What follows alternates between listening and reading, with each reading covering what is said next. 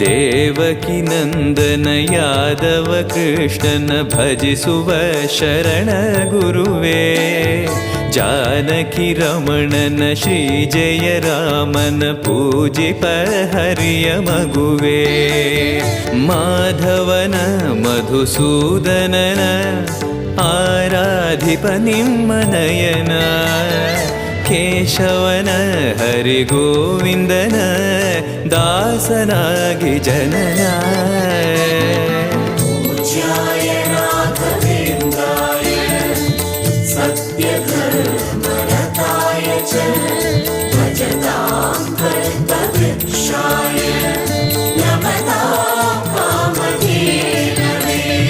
ತಿರುಪತಿ ವಾಸನ ವೆಂಕಟರಮಣನ ಅನುಗ್ರಹ ಪಡೆದ ಗುರುವೇ.